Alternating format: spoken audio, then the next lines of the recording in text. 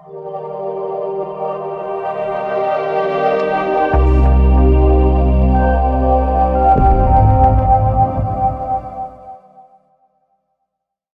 everyone and welcome to episode 60 of SAMA. SAMA is a program where we invite an expert to talk about their area of expertise.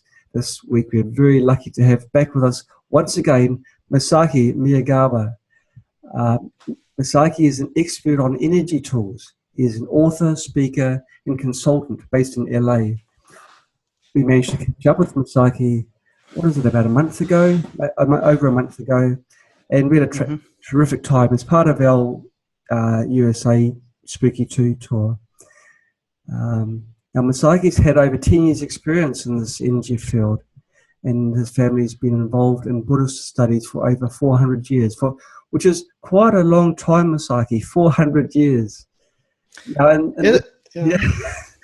Sorry, Masaki. So, 400 years, that's a long time. Can you take us back? How did it all start in your family line 400 years ago? Well, my mom's side was samurai. They were kind of a low-level clan that was foot soldiers for, it was, in Japanese history, it was sort of like Italy, where there was a lot of different states, right? And then they started having a civil war until you just got to two sides, right? And then there was the Battle of Sekigahara. It's a very famous battle. And my family was on the losing side. So the Tokugawa side won, became the shogunate for the last 200 years before Japan opened to the world, right? And so my mom's side, they became priests, so kind of changed profession. But, actually 400 years is not that long, because people in the imperial household, not the emperor, but the people that work in the imperial household, like they have musicians. Yes. They can trace their line maybe back to 200 BC or something like that. Oh my goodness. So, I'm interested in all kind of topics. So when you start realizing this kind of thing, then you know that the people that run the world, they have a much different worldview than the man on the street, So my family's not that old, but coming from my background, I had sort of an understanding or a different view than most people do, I think. Yeah. Well, I think it's to your advantage. Now, this week we're going to talk about basic meditation and visualization techniques. Now, if you can just walk us through slowly the basics of meditation. What is it and why do people do it? Okay, so there's many different kinds of meditation, but the meditations that I do, they're focused on energy. So cleaning your energy, creating a clean circulation similar to Chinese medicine.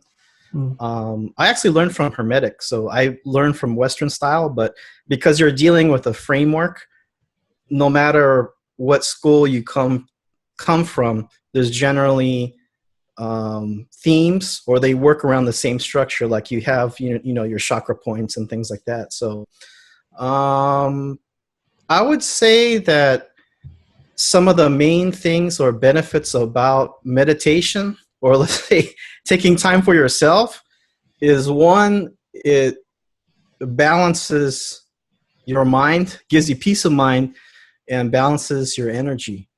So in today's world, we're very busy. Most people, they don't have time, or they don't make time for themselves, right? They're busy with work, with their relationships. Some people have children, the family to take care of. And after that, at the end of the day, they're ready to go to sleep, right? But actually, it really benefits a person to just take a half hour or an hour, ideally a day, but let's say every few days or once a week, to do some meditations, visualizations, and to take care of their energetic hygiene. which most people are not aware of. We know to bathe or take a shower, but how many people are conscious of their energetic state, right? Not many. No, So this is something that once you learn it, it's free because it all happens in here, right? And I think it's very valuable. So that's what I would say about meditation is it creates more balance. You could say coherence. And when we're talking about, energy, you can relate it to some of the spooky devices like the scalar remote, the new spooky scalar products you guys are working on, because the thought form or the thought wave is interconnected with this kind of bandwidth. So you can imagine if your mind state and your overall energy that you project is chaotic, what is that going to manifest in your life, right? And for your health. But if you just take a little bit of time every week to balance yourself and make yourself more ordered, clean your energy, it has a great positive effect on your entire being. That's what I would say. And so if you have this chaotic energy, if you like, inside you, that can manifest as physical diseases. Is that how you... Sure. We talked a little bit about it last time. That if this concept is in Chinese medicine. So if you have a blockage at a particular point, if you allow that to continue for days, weeks, months, and years, that energetic blockage can actually develop into a physical disease. So I think the smartest way to handle it is to catch it early on and balance out the energies to create a clean circulation of energy in your body before you get to the point where you say hospitalization, where you have to have a tumor taken out or something serious like that, right? So I think most traditional or holistic practice, you could say it's holistic. They take into account the physical manifestation, but it's also coming from your habits and say your energetic state, right? Because they are interconnected. But the modern Western medicine, although now that you can get your insurance to pay for acupuncture, in general, they're just looking at the surface layer or the symptoms, not the deeper roots of how you got into the hospital, right? So right. With amongst people that do a lot of meditation, is there a lower incidence of disease? Okay. Can you repeat that? With people that regularly meditate, is it proven that they have a reduced incidence of disease? I'm not aware of specific studies, but I would say that when you regularly check or you become acquainted with your own baseline or your own energetic state, you kind of know where your problem areas are. And I'm not saying don't go to the Western hospital because they're good at many things, but I think when you use a combination of intuition and you feel there's something going on with my gut, or you have a feeling of a problem area, you can go to a specialist and check it out before it becomes something serious. So okay. And what do you do in your daily routine? We've got a few things that I'd like to talk about, like we were discussing before, and colors came up, and colors have a meaning and a purpose. Sure. Well, what those are. Well, colors are connected to a bandwidth of visual light, right? We know that there's a rainbow spectrum. So when you're working with, say, crystal stones, energy tools, or just looking at your own body in your mind's eye, the color, it often gives an indication to what the properties of the energy tool may be. So I have some right here. Let's see. Here's one. Can you see this? Yeah, this is a rose quartz. So this is quartz, just like the common clear quartz. So this would be kind of neutral. The properties of quartz are as an amplifier. It also has a high energy. But rose quartz, what do you associate with pink? Usually love, right? Yeah, love, peace, acceptance. Yeah. So that would, it's kind of like a softer energy than this clear quartz. Okay. So you could use that. This is not in the specific like the rainbow spectrum, but that's when it kind of gives you, there's a certain associations. Let's talk about, say, let's go along the chakras of the body. So root chakra will be red, right? So red, if you have a stone like jasper, kind of a earthy reddish tone, would be good for like the basic life energy, because it's like the root, first chakra. Second chakra, this is orange. So you might have something like a golden healer. Again, this is just quartz, but it has sort of a orangish tinge to it, right? So you can either pick stones of the color of the chakra you're going to work on, or if you're just looking through stones, say like this is amethyst, right? Again, this is quartz, but it's purple. So this would say if you wanted to, clear a certain area or boost the point that you're working on, say like third eye, purple, amethyst purple, right? So you could work on that point. Or if you wanted to,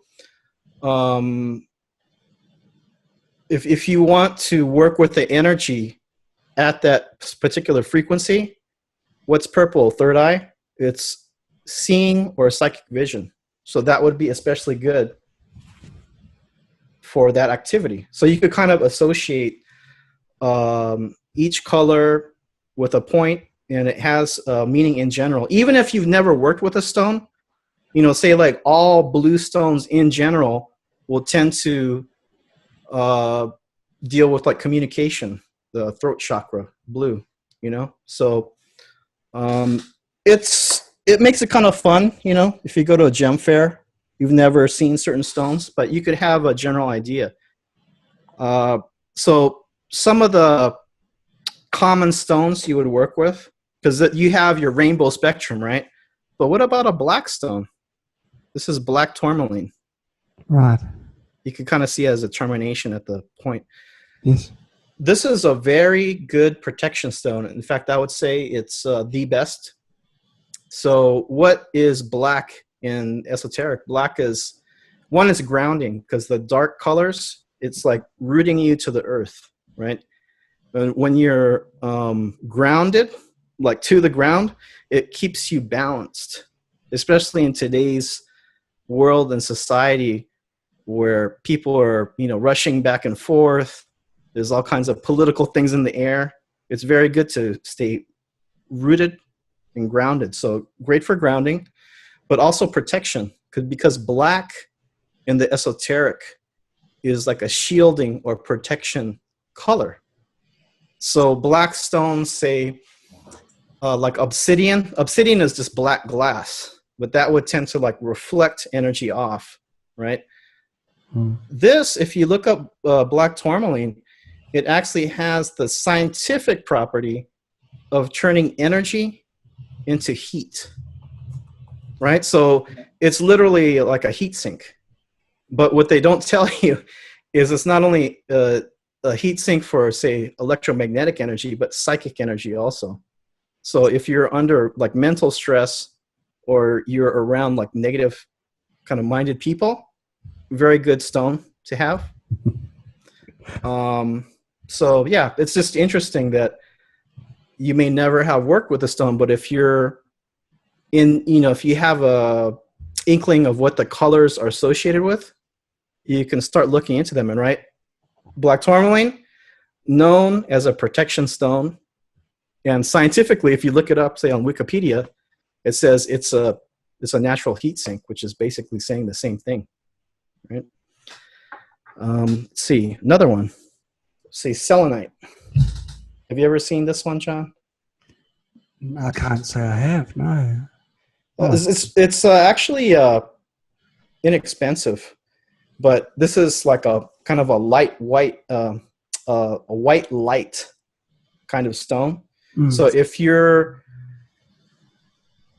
doing energy work on your body and you want to really clean your energy, you can use it like a wand. And actually, this one was kind of interesting. I got it off of eBay because it has like a little handle for your fingers.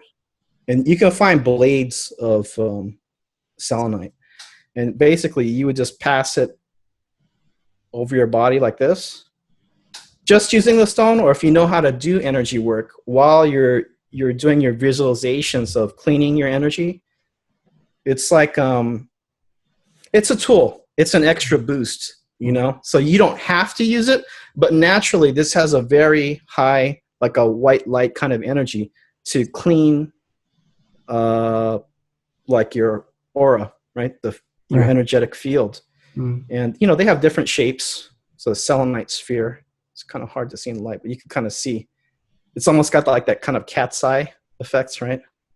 Yes. Hey, there's a question that's come through, from Bev Wright, all the way down from New Zealand. It's a country I know well. And she asks, hi, Masaki, have you tried embedding the crystals with frequencies? Rose quartz loves 528. That's something that you can do, and you can also do that with radionics, you know. So because see, quartz is like the original solid state drive, right? So and they're actually working on that now, right? Like a 3D holographic material that will store information. But in general, when I'm working with quartz, say if I'm working on myself or I'm working on another person, I would use, say, a quartz point like this, okay, to beam energy out of the tip. I haven't really used quartz imprinted with the frequency, but you could do that if you wanted to. So it would be interesting to do, wouldn't it? I guess to imprint it with frequency, would you put it on top of a coil? Yeah, I mean, you could use the spooky scalar, or the kind of labs. You would put see, like the output, you would put it whatever you wanted to imprint here. Right. You know, any kind of radionics or say a scalar. You know, if the spooky remote was big enough, you could put something in there, but it's kind of small to do that. It's better to have something with the imprinting surface. Okay. Now with we haven't actually announced spooky scalar yet, so we won't mention that too much. Well, we'll cut that out. Yeah, cut that out. But we're live in front of 12,000, 13,000 Facebook friends. Yeah. And so never mind, it's like about a week away. We have just a reminder, if anyone wants to ask any questions, either through Facebook, you can post a question under Facebook. The question will be relayed to me, straight to Masaki, or you can ask it online if you've pre-registered. And Bev has passed the comment that pulsed EMF coils seem to work well for frequency imprinting. So thanks for that, Bev. Okay, so we've gone through the different types of stones. The shungite, would that be on a similar sort of basis to the black tourmaline? Regards to I would say it's a little bit different. Shungite is interesting. I'm actually putting on a glove right now because I have a 100mm sphere just sitting right next to me here. You know, shungite, it's basically a kind of a carbon, so it marks easily. So okay. I'm finicky, so I'll put a glove on. Here, let's see if you can see this. I'm out of focus. Here. You're right. That's the effect. There we go. That's the effect of shungite. Wow. Yeah. Let me see if. Here we go. But you can see this is like a small cannonball right here, right? Oh, it looks beautiful. many people know shungite. I actually use it in all my pyramids. But the shungite's kind of interesting because it has a high energy, but it's grounding at the same time. So it's like up and down. It's good for shielding, say, electromagnetic signals. Yes. But for pure shield, like one, basically like black tourmaline, any incoming energy that's harmful to you, it basically will just convert it to heat. So if you want specifically shielding, and not just electromagnetic, but I'll give you an example. I had frequency fatigue one time because I ran my powered pyramid longer than I recommend for most people. And I say like a week, 24/7. I felt like I had a fever, and I put black tourmaline to my head. And I think within a day, it really cut down the feeling I had, which was like, it was almost like a fever. It's a frequency fatigue. But again, this is like a heat sink, right? So any excess energy, any kind of negative energy, the black tourmaline will just drain it off. I don't know if that's the case with shungite. Shungite is an excellent kind of like a EMF protection stone for, say, like Wi-Fi and things like that. But if I was looking at a shielding stone that shields, like, say, psychic attacks, negative psychic energy, I don't even know what you would call a frequency fatigue where you have sort of like a fever right here. But I said, oh, in my mind, I was thinking, well, black tourmaline's, it's like a heat sink. So let's, energy heat sink. So let's try this out. And it worked. So, yeah. They just touch briefly on power pyramids while you're out in your little break. I was showcasing your little powered pyramid here, and it's got this cord on the top right underneath this crystal. Now, what are the frequencies that go through the cord? Is it only what gets put in through the connector here? It gets amplified? Right. Well, yeah, I mean, you have the exclusive John White one. I have, this was like the standard, gold one that I make, but yeah, it has a BNC connection. So it's driven by whatever frequency, because it's basically like an antenna. Right. So it's driven by whatever frequency you're running through the coil, right? But, if you were to have it off and you weren't running a powered frequency through it, the pyramid would not only have energy from the material of the crystal and the resin and the metallic particles, but the coil itself, even when it's not powered, when it's not on, it's being hit by all of the radio waves, the microwaves, the Wi-Fi, and although it's not at a specific frequency, it's throwing off energy because the way the coil is, there's a cancellation effect that creates scalar waves. So, Okay. Now, we're going to talk a little bit around making energy tools and the energy tools that you've made in the past, such as the radonics booster disc as well. Have you got examples of those? Sure. Okay. I get questions sometimes about, do you imprint? It's kind of similar to the earlier question. Have you imprinted crystals? Do you imprint the things that I make with certain energies? And I would say actually no, because in my thinking, unless it's a specific request that somebody wants, like an amethyst, right? I tend to use clear quartz, and I'll use, so like your pyramid was white, gold. They're kind of like neutral colors where you could run a frequency through it or do, say, a radionics working. I've sent out a fair number of these to the spooky users. This is the radionics booster disc. You can see it has quartz crystal on a cross here. These are just aluminum particles, and this is a gold mica. And you don't have to use a disc. You could do radionics working without it. But this has, it increases the scalar potential, right? So you could put it on on the input. Quartz is the amplifier. Could put this on the output. It's just a tool to use. But the reason why I don't put shungite in here, I don't put other stones, it's just the very basic materials to create the effect, is because I'm kind of creating a canvas. I'm just boosting just the scalar component without any other flavors of, say, like rose quartz or whatever, because I want the user to, if they're writing an intention or they're just imprinting, right? Imprinting like a master homeopathic, like a pill or herb or something onto a sample. This is just a boost. It doesn't have anything else to, you know, that so like this is kyanite. I don't know if we talked about this before. Also a high energy stone, right? But it's blue.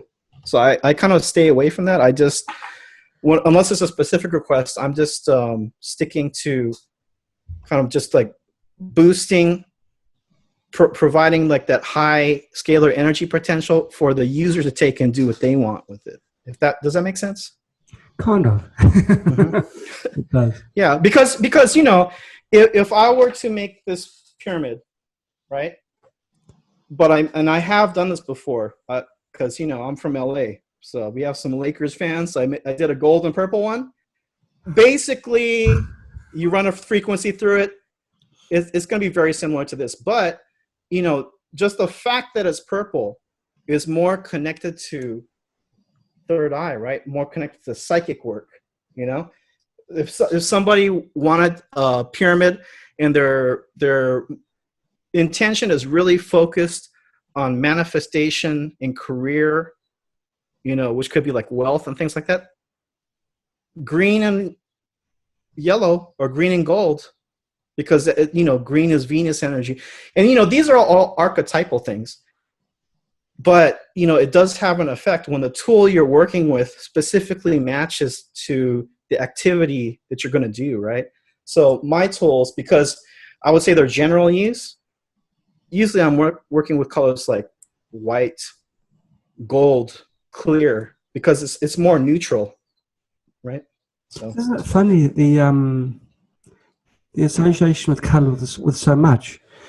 In countries and sports teams, they all pick the colours. I wonder if there's something in the subconscious, like the purple of the Lakers and the yellow and green. I immediately thought of Australia because it's what they are. They're always yellow and green. And then you talk about Brazil, right? Yeah, I wonder if there is anything sort of playing, you know, in the background. Whether if someone chooses from a clean slate, well, what colours are we going to choose for the team? Well, if there was a colour that happened to be the best colour, every team would have the same colour. But they do choose specific colours for the teams which are different. Yeah, very interesting. Wealth, well, Australia is a very wealthy country. They've got terrific, you know, they've got gold mines, opals, and oil reserves, and just about everything there. Very rich in minerals. And so they are a rich country. They have more money than New Zealand. I think that's a given.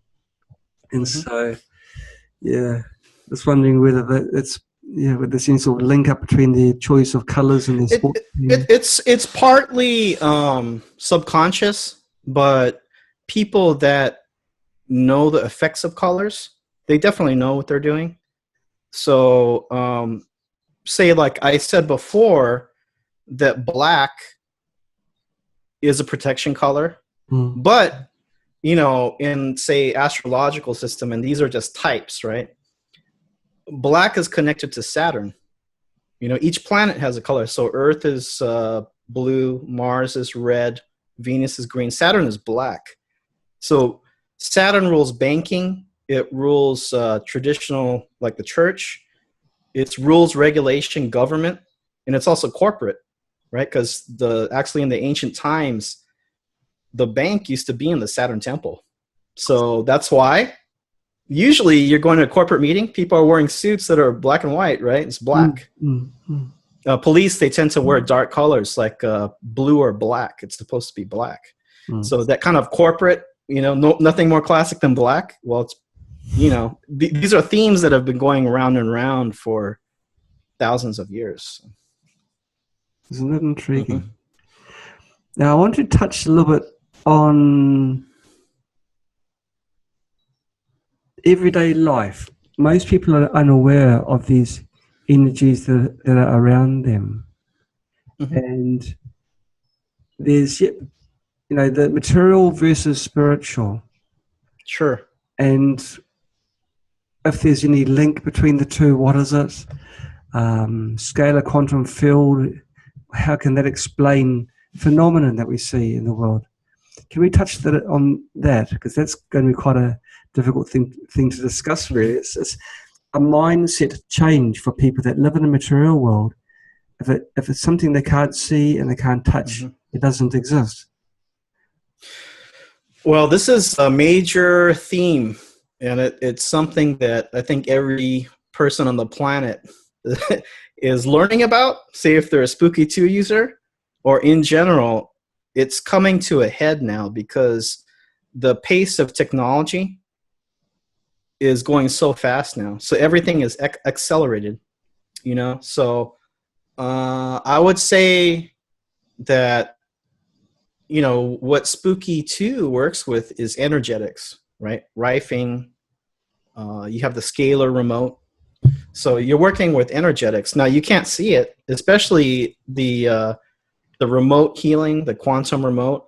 It puzzles a lot of people. Those of us that are sensitive, I can feel as soon as the remote goes on. It's not just the click of the machine, but I can feel like a wave or pressure start to come on. It's the same thing with my pyramids. My powered pyramids, before I send them out, I'm not just doing a muscle test, but I have to make sure that the circuit is working. So I run a frequency, and within a few seconds, I can feel the energy coming off the pyramid, but I can't see it with my naked eye, right? But you could say that energy, another word for energetics or energy, is spirit, right? So technology is great. We live in a 3D world, but it's only one half of the equation. Especially, there's a lot of reductionist thinking, which is not taking into account the so-called spiritual or the energetic. Example is, I think I had mentioned this before, but there are a lot of food products now coming out that are supposedly for convenience or to lower the cost, right?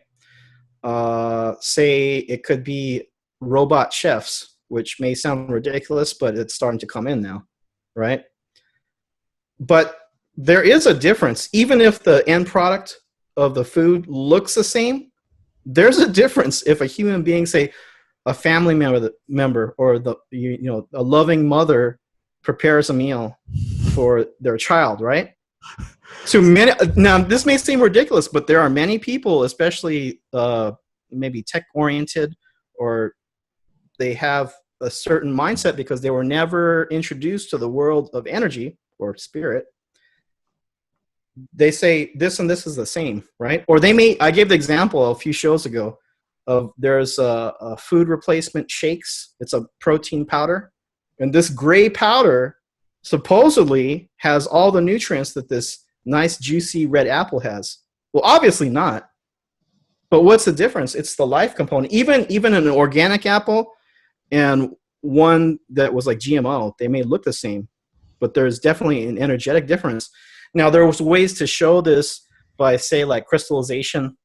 You can show maybe the imprint or the life energy, like that scalar component, through a crystallization of the material, but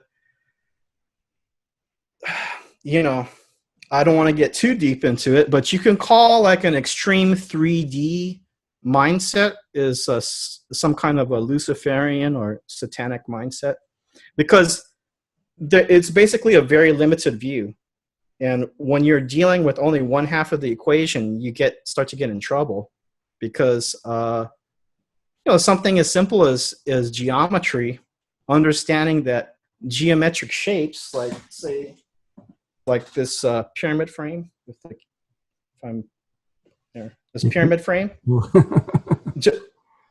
just this, and it doesn't even, the sides aren't even connected. has an energy to it. And the worst shape you can live in is a metal cube.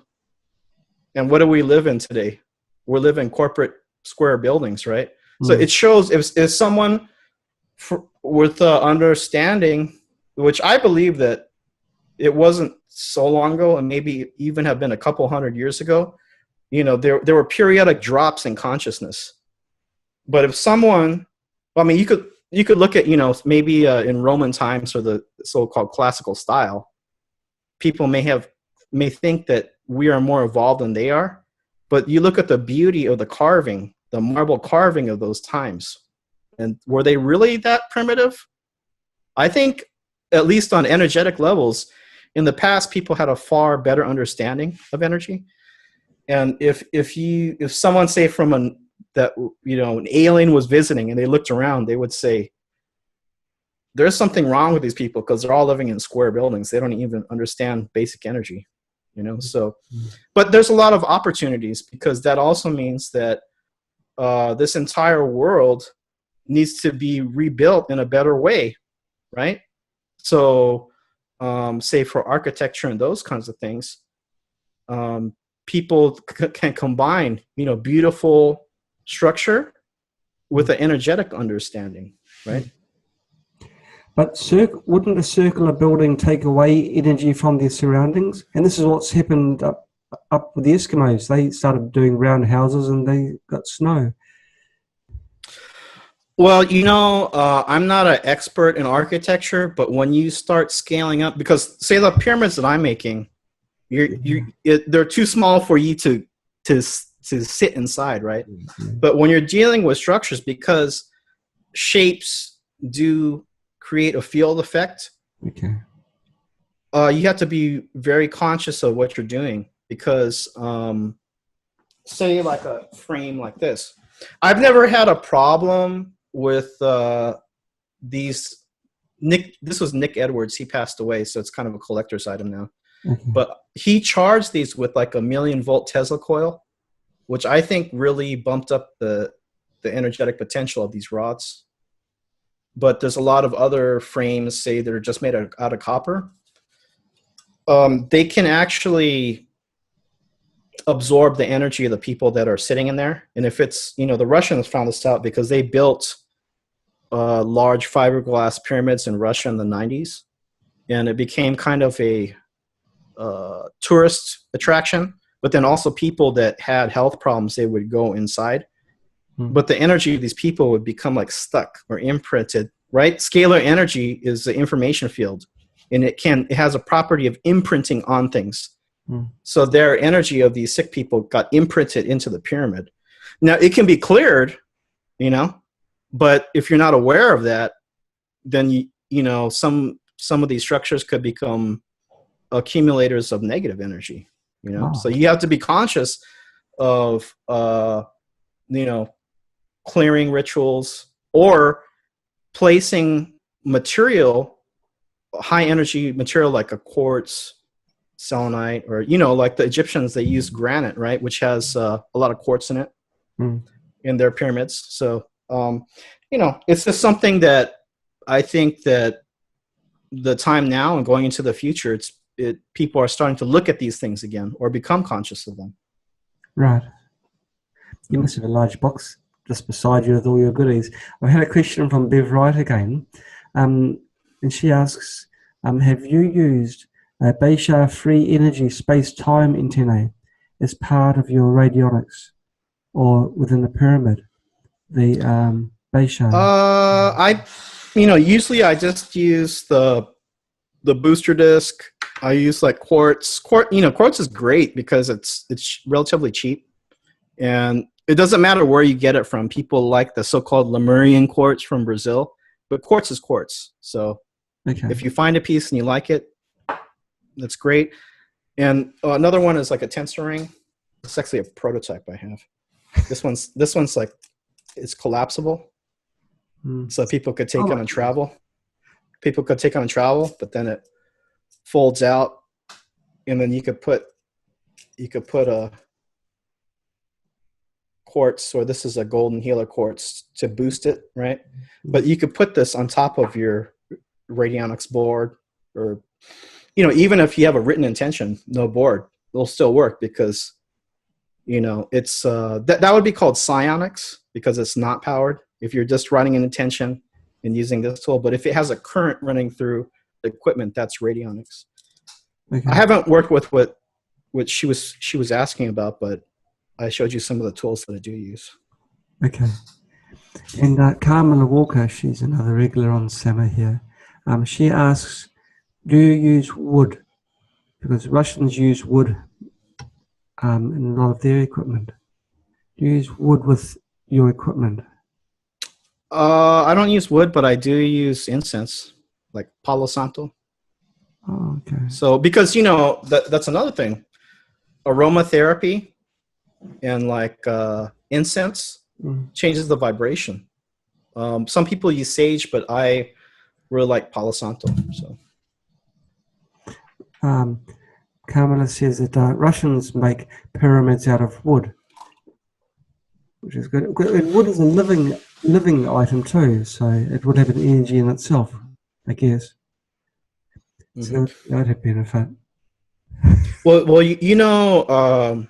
this is anecdotal, but I noticed that some of the ancient Nordic and traditional Russian construction, they had a kind of a jointless architecture, and we have that in Japan also.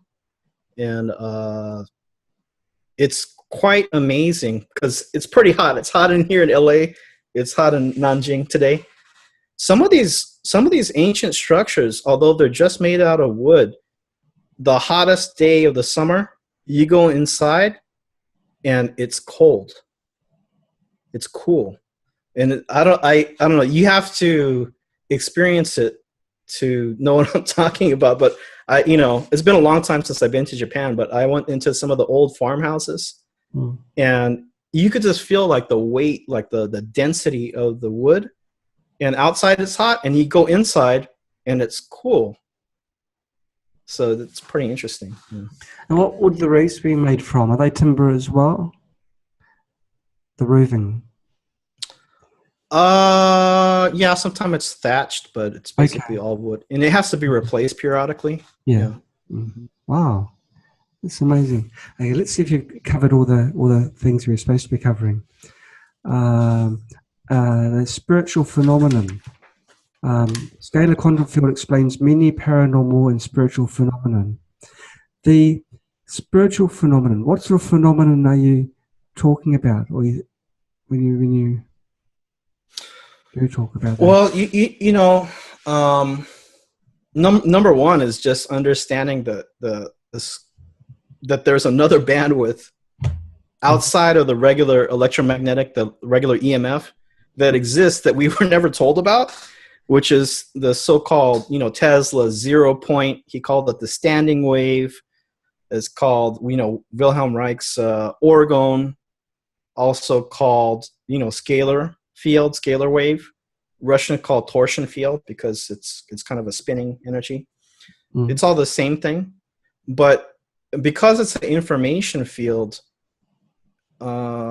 it can explain things like psychic phenomena, right? So you can, especially if you have a close attachment to people, like say a loved one, family members. We've all heard stories about, like, well, how do you know? You have, mother has a feeling something's wrong with my son. Well, how does she know?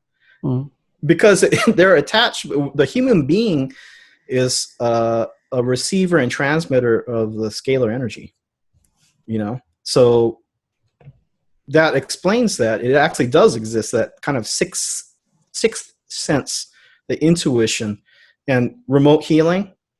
The scalar wave has no distance dimension, so you can work on somebody like a hands-on healing in front of you, but you can, with your intention, this is almost like so-called radionics, right? As long as you have a target and you're working on that person, the energy can be sent. It's very similar to the scalar remote, right? Also, there's a thing called psychometry. So say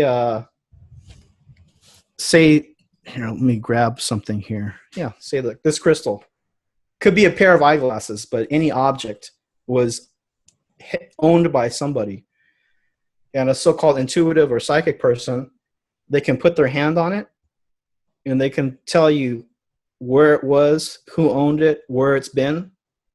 How? Well, it's not magic because we know the scalar energy imprints. So everything is, no matter what it is constantly recording everything around it. And if you're sensitive enough or you've developed the skill, you can do so-called psychic reading. I actually think, because I do readings, I use numerology, which is a more understandable technical way of giving a reading. But I also use intuitive technique. And when you start to do meditation, looking at your own energy, it is only one step removed. Because when you start looking at your own energy, then you can start looking at other people's energy, right? Because it's just a difference of the perspective. You can start picking up what's going on with them. And then you take that one step removed, there's no person in front of you, and you're just looking at situations. That then you're basically doing psychic reading, And so I've had situations where I don't know exactly what happened, but I look at the two people and I say, this guy's energy it's almost like black, and this other guy, he looks normal, or it's brighter in my mind's eye. So I said, I don't know exactly what happened, but I would tend to believe the person whose energy is higher, So, and when you start to do readings, it really sharpens your ability to pick up what's going on, because you have to be accurate, basically, right? I did a lot of free readings early on because I'm pretty finicky. You might be able to tell from my pyramids. So I really want the client to say, you were right. Even I'll sometimes ask, so what do you think at the end? They say, you were basically right. So when you start to do readings for other people, you get a sense of like how accurate you are, and this is, may seem like we're kind of going off into a side channel, but this is all about, like energetics, the so-called scalar energy. It's just kind of another aspect that's not directly related to healing. I think it's a subject that science is a little bit uncomfortable about because it can't be explained through science as it's known today. In Carmela Walker, she's given the comment how string theorists associate psychic channeling to string theory. It's the closest they can come to understanding. Well, the very top scientists, they know all about this. Because the scientist is basically the modern priest. So the modern priest class. So, it's a pyramid structure. The ones at the top, they know what we're talking about. It's just that I think I talked about this before, that they kind of emphasize some things and de-emphasize others, or totally hit it, because they know basically you're dealing with two halves of a whole, right? So if you can drop out or say this doesn't exist, and you only put up the 3D stuff, the physical, then you're keeping the magic in your pocket, and you're only giving the public half of the equation, right? So that's worth thinking about. I know that with many things medical, they tend to oversimplify things, often to the detriment of the person. Like, for example, they're teaching us LDL is bad cholesterol and HDL is good cholesterol. So it's the good guys and the bad guys, like you see on TV, nice and simple. But it's not actually the case. There's definite grey area. And even the discussion where all cholesterol is bad or all fats are bad, well, both are necessary for life. Your brain is basically cholesterol. So if right. You're low in cholesterol, you're low in brain. well, we kind of talked about it earlier, but this is one thing I'm seeing a lot because I'm in LA, or let's say California, or the west coast of the US. Yeah. A lot of the trends start here, and they don't just spread to the rest of America, but they go to the rest of the world, right? So there's a big vegan or vegetarian movement, which I don't have a problem with, but archetypally, the age that we're going into, the so-called Aquarian age, has to do with what? it has to do with Aquarius is the air sign, so it has to do with like Wi-Fi, has to do with spooky, the energetics, right? You don't necessarily see the energy, but it's also like mind, right? Air sign, thinking. So there's a lot of deception happening. So you could get a lot of benefit from either not eating meat or eating a less meat diet, right? But there's a lot of manipulation happening with, I won't name the names, but there's some very big corporations people would be very familiar with that are putting a lot of money into these meat substitutes. And there's some hamburger patties. I think I told you in LA, they're so-called vegetarian hamburger patties. But then I find out, and I had one, it was actually pretty good until I find out it's made from some kind of GMO yeast. You know, if people remember that 70s film with Charlton Heston, Soylent Green, a lot of people are starting to move further and further away from nature into artificiality. Oh, and Aquarius is about artificial because it has to do with like alien themes and space, and you know, it's kind of futurism. But there's always two sides to it. It's not good or bad. The good part would be having a mastery of frequency, resonance, and energy. You could heal things that nobody could heal before, right? Expanding your mind and those kinds of things. But the lower aspect would be, you know, falling into like a computerized, artificial intelligence, robotic world, you know? So technology is just a tool, but at some point you have to say, like, you know, I'll say this. In the traditional stories or the legends, right? No one has been able to recreate the spark of life, which is the human being or your loving pet animal. Yet we are at the point where people are saying, if we can upload my consciousness to machine, that's the next level. Or don't worry if your favorite pet died, because we can make an android dog and it'll be better than your loving organic dog. That seems totally ridiculous, but we are very much on that track. But all it is and we're starting to understand this now, because the scalar, the so-called like the chi, this field that we never knew about before, right?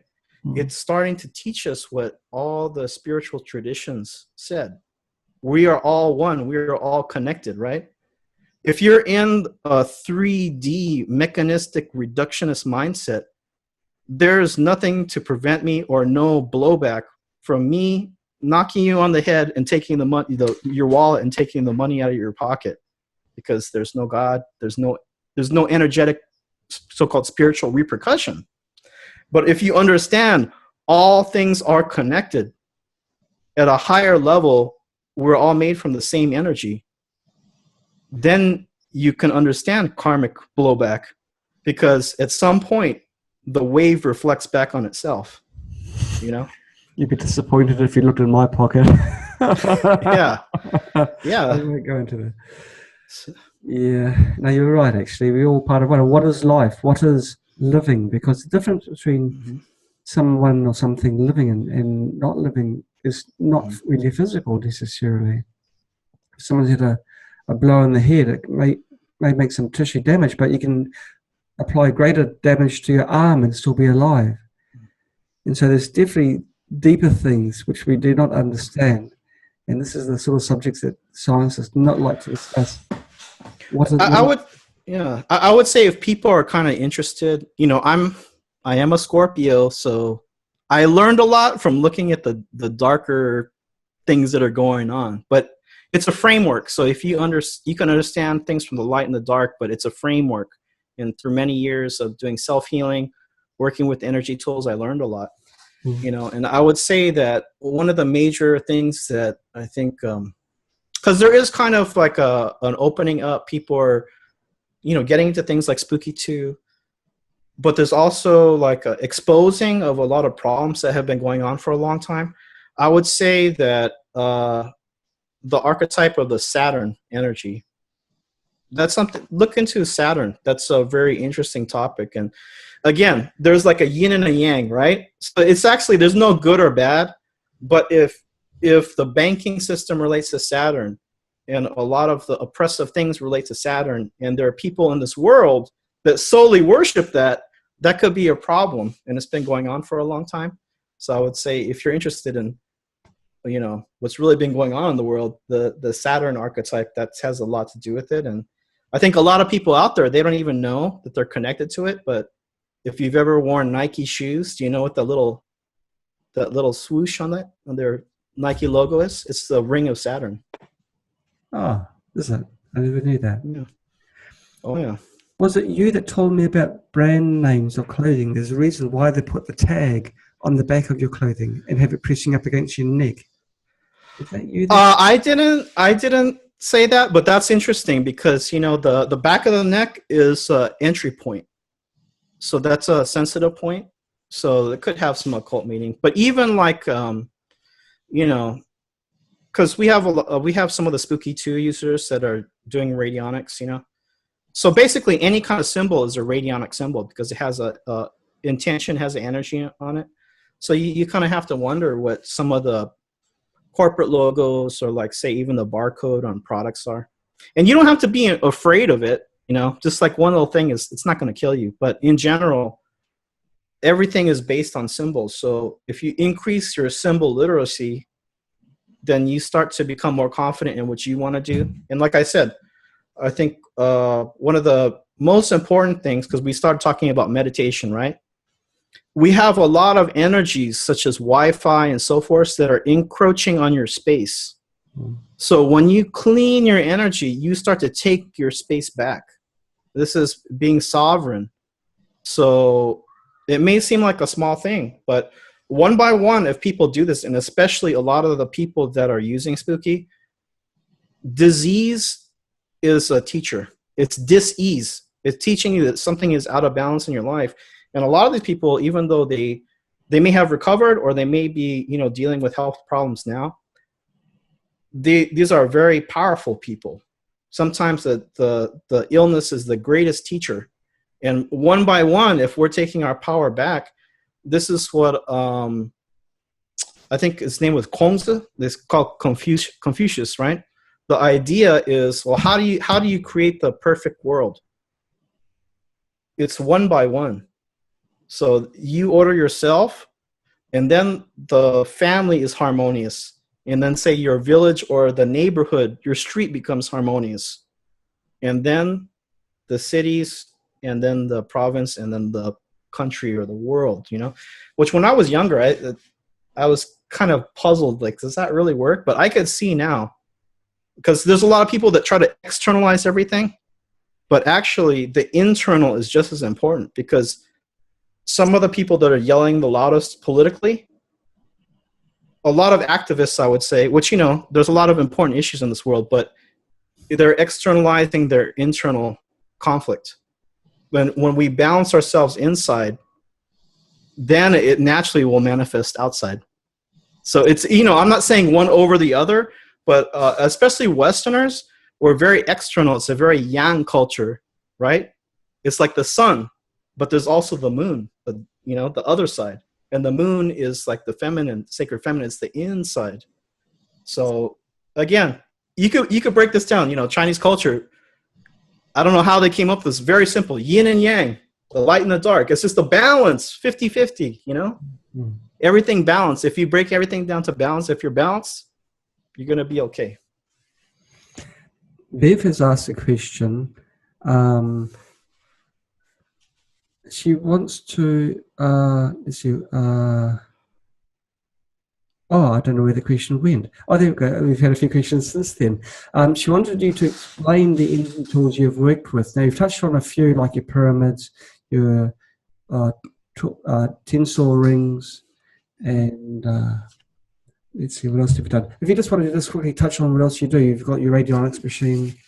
What else do you work with?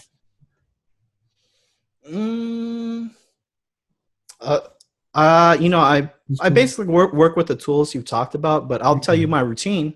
Yes. Especially now with the sample digitizer, every day I'm kind of like running the biofeedback scans. I have, I think, 6 remotes going. I'm getting my vitamins, my detox. I'm doing that. Periodically, it's not every night, but periodically I'll run powered pyramid. And there's certain frequencies like Schumann resonance that I like to use, 432. Oh, I should mention this because, if people have Spooky 2, now I have my powered pyramid for several uses, right? One would be radionics because it's boosting that. 2 would be for like frequency toning. Now, if you have the remote, you're putting like, say, the nail sample in there. You could do that too. And it's going directly to you, right? Because the quantum entanglement of the DNA. But the powered pyramid, it also puts out kind of like a field in a whole room. So you're toning the whole room, So you could use my pyramid for yourself, or there's some, like yoga groups that would use my pyramid. But, if you don't have my pyramid, you could also, if you have a spooky remote, you could put the nail in there and then say run a Schumann resonance or something that you connect with for meditation, and then do your meditation while running the spooky. That's came to mind. So that's basically what I do. I have a lot of energy tools around me now, so it seems like the world's kind of going crazy, but I try to keep, like I said, in my space, it's pretty calm. Right. I think that there is an increase in a lot of the chaos because we're in a time of change. It could be like 1,000-year turn. There's multiple cycles overlapping, and the world may seem like, some people may even say it's like apocalypse. It's like the end times. But the reason why is because we are like in a major humanity shift right now. So there's turbulence. When you're like turning the ship, is like major turbulence. Yeah. So that's why it's even more important to use things like spooky for balancing your health, using energy tools to balance the energy in the space around you, and doing your personal meditations to balance your mind. Because otherwise, you're going to be like the other people running crazy in the street, right? So it's just a matter of, experimenting, try things out. It can be fun. A lot of these tools are fun to work with. In closing this, Masaki, what one piece of advice would you give to someone who is very suspicious of what we're talking about and wants to see some sort of positive proof that there is some energies and crystals and colors and meditation? I would say I appreciate people that are skeptical more than people that just accept anything that anybody says, because I think we should combine both, and understanding of these so-called invisible energies, but then proving them, like we did the muscle test last time. Yeah, that was really interesting. There's no denying that was definitely real science and something there.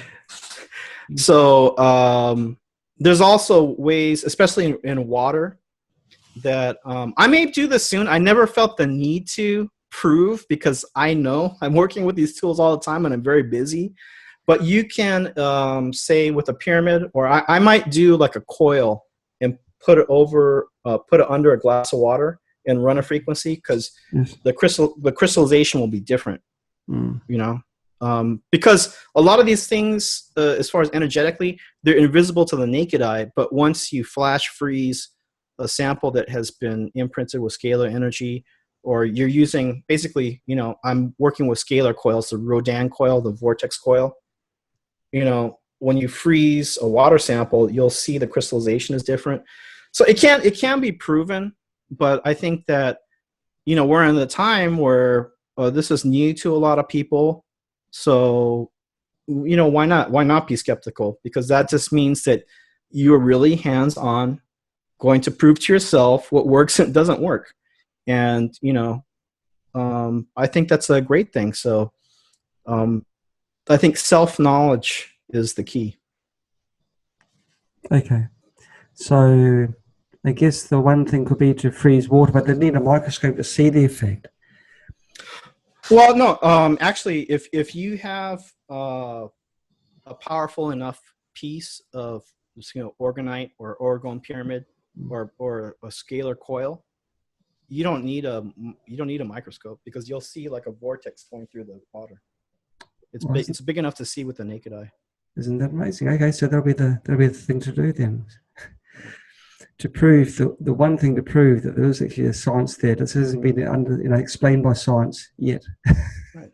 Or the plant growth experiment. That's actually a preset in the Spooky. Yes. So you could, you know, that I actually have pictures up on the forum. I took some tomato seeds. I used one batch of seeds. Half was a control, half were imprinted. You know, just using this, and you know, or I think you could use the remote too. But it's basically the growth frequencies in the Spooky presets, and I put the pictures up after 5 weeks. The seeds that were treated, and that was only one time for 45 minutes before planting. The difference was like this. It was like 4 times more growth. So, you know, that's only with the, you know, 2 pots of plants, but I guess that placebo is pretty strong, huh? Placebo.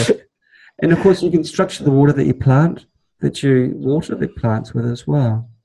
And so you can give them continuous doses of this growth frequencies. And as you say, it's hard this placebo effect with tomatoes. You can't tell them are out while they're in an earshot that, hey, buddy, you've been given some frequencies to make you grow faster. Amazing stuff. Well, Masaki, thank you once again for coming on our SAMA and teaching us things that we did not know, energy devices, the use of energy devices, practical use that people can use in their everyday lives. It's really an awareness, I guess, Masaki, isn't it? An awareness that there's a lot out there. And you can never stop learning. Can I say 2 things that, you know, I do meditation classes, but, you know, there's specific steps, but in general, intention alone will shift a person. There's 2 things that are very helpful. One, like I said, is grounding. If people can imagine grounding themselves to Mother Earth, you know, like roots or a rope, and just connect to the earth, that really helps balance you. Then 2, gold light. Gold is a very high frequency. Yes. So if you can imagine this gold light, you know, coming from universal source and beaming down and pushing out all the heavy things, any old energy, stuck energy, just imagine it coming down like a column of light and pushing it out. Just those 2 things, and I didn't go through all the steps, it can make a major difference. And the more vivid that you can visualize it in your mind, like you can go look on pictures online of like gold or sparkly gold, and then you imagine that coming down over your body. Very energizing. Yeah. Amazing. And it's riveting. Thank you, Masaki, for spending your time. Masaki came on the show on short notice. Your other expert who was allocated for this time, he got hit with a heat wave. Pretty much what we're being hit with right now, but probably to a greater extent, where I guess the tires started melting on the roads, and he truly could not make it to the SAMA. So, Masaki, it was short notice. Thank you so much for coming onto our show. It's been wonderful having you. Goodbye. Yeah, thanks.